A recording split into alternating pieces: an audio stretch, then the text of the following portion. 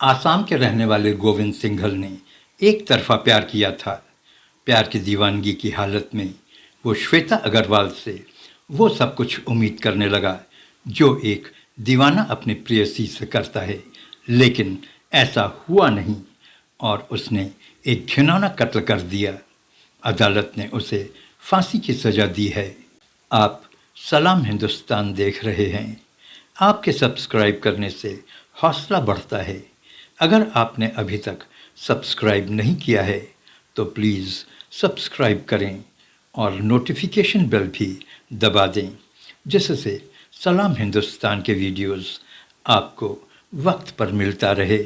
ये घटना आसाम की है। गोविंद सिंघल और श्वेता अग्रवाल एक ही कॉलेज में पढ़ते थे। श्वेता एक मेधावी छात्रा थी। 2015 में 12वीं क्लास में उसने कॉमर्स स्ट्रीम में टॉप किया था। पढ़ाई में गोविंद उतना अच्छा नहीं था। सब्जेक्ट के किसी चैप्टर के ठीक से समझ में न आने पर वो श्वेता से पढ़ने के लिए उसे कभी कभार अपने घर पर बुला लिया करता था। घटना के समय श्वेता केसी दास कॉमर्स कॉलेज के बीकॉम की छात्रा थी और उस समय 5th सेमेस्टर की तैयारी कर रही थी। एक दिन श्वेता 5th सेमेस्टर के एग्ज़ाम्स के लिए अपने घर से सुबह 8 बजे के करीब निकलती है और एग्ज़ाम्स देकर उसे 1:30 बजे तक घर लौट आना था। लेकिन श्वेता लौटती नहीं है। जब वक्त ज़्यादा होने लगता है तो करीब 3:30 बजे उसके घर वाले उसे ढूंढने के लिए उसके कॉलेज की तरफ निकलते हैं। श्वेता के माँ बाप ने श्वेता को कई बार कॉल किया, लेकिन रिंग जाने के बावजूद भी उसने फ़ोन नहीं उठाया। 3:30 बजे श्वेता का फ़ोन बंद हो जाता है। परेशान की हालत में उसके माँ बाप कॉलेज में उसका पता करते हैं, लेकिन उसका कोई पता नहीं चलता है।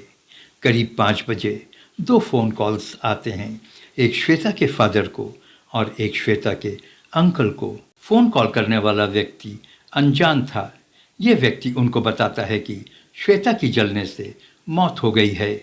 फ़ोन करने वाला व्यक्ति उनको उस घर का भी एड्रेस बताता है जहां श्वेता की अर्धजली लाश पड़ी हुई थी। श्वेता के पिताजी और उसके चाचा बदहवास की हालत में उस एड्रेस पर पहुंचते हैं। ये घर किसी वकील का था जिसे सिंघल परिवार ने किराए पर लिया हुआ था। उस समय घर के अंदर गोविंद सिंघल था, उसकी माँ कमला देवी सिंघल और उसकी 23 वर्षीय बहन भवानी भी थीं। गोविंद सिंघल श्वेता के पिताजी और चाचा को बताता है कि टॉयलेट में श्वेता ने सुइसाइड कर लिया है। श्वेता ने अपने ऊपर केरोसिन का पूरा कैन डालकर आग लगा लिया है। धुआं उठने और श्वेता की चीख पुकार पर वो लोग टॉयलेट की तरफ भागे, लेकिन वो लोग उसे बचा नहीं सके। गोविंद ने ये भी बताया कि श्वेता उसकी क्लास फेलो थी और वो किसी किताब को लेने के लिए उसके यहाँ आई थी। गोविंदा के यहाँ काफ़ी भीड़ इकट्ठा हो चुकी थी। किसी ने पुलिस को कॉल कर दिया था। थोड़ी ही देर में पुलिस वहाँ पहुँच गई। पुलिस के साथ फॉरेंसिक टीम भी वहाँ पहुँचती है। वहाँ की फॉर्मेलिटीज़ पूरी करने के बाद पुलिस लाश को पोस्टमार्टम के लिए भेज देती है। पोस्टमार्टम रिपोर्ट में श्वेता के शरीर पर चाकू के कई निशान होने की बात सामने आती है।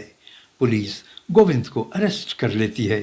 शुरू में गोविंद कहानियां बनाने की काफ़ी कोशिश करता है, लेकिन जब पुलिसिया हथकंडा अपनाती है तो गोविंद तोते की तरह पूरी कहानी को बताता है। जैसे जैसे पुलिस की इंक्वायरी आगे बढ़ती है, कई गवाह सामने आते हैं।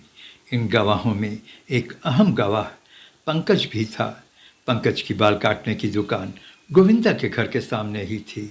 उसने पुलिस को बताया कि 3:30 बजे के करीब गोविंद अपने मोटरसाइकिल के पीछे एक पॉलिथीन की बोरी लेकर अपने घर से निकला था। बोरी से लाल रंग का पदार्थ टपक रहा था। पंकज ने बताया कि उसकी गोविंद से पहले से ही जान पहचान और बातचीत थी।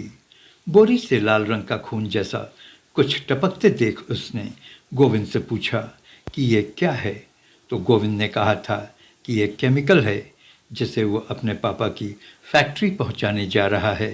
आपको बता दें कि गोविंद के पापा की अगरबत्ती बनाने की फैक्ट्री थी, जहां पर कई रंगों की अगरबत्तियां बनती थीं। सिर पर चोट, शरीर पर चाकू के निशान, पंकज का बयान। गोविंद सिंघल पुलिस के शिकंजे में फंस चुका था। पुलिस के 3rd डिग्री के इस्तेमाल पर उसने बताया कि वो मोटरसाइकिल पर लाश लेकर भरालू नदी में फेंकने के इरादे से गया था, लेकिन रास्ते में ही उसकी माँ का कॉल आ गया। माँ ने कहा कि कहीं लाश फेंकते उसे कोई देख न ले, इसलिए वो लाश को लेकर वापस आ जाए और घर में ही लाश को डिस्पोज ऑफ करने की सोचते हैं। कोर्ट ने गोविंद सिंघल को फांसी की सज़ा सुनाई और इस कत्ल में सहयोग और साक्ष्य मिटाने के जुर्म में उसकी मां कमला देवी सिंघल और उसकी बहन भवानी सिंघल को आजीवन कारावास की सज़ा सुनाई। ऊंची अदालतों में केस अभी भी चल रहा है।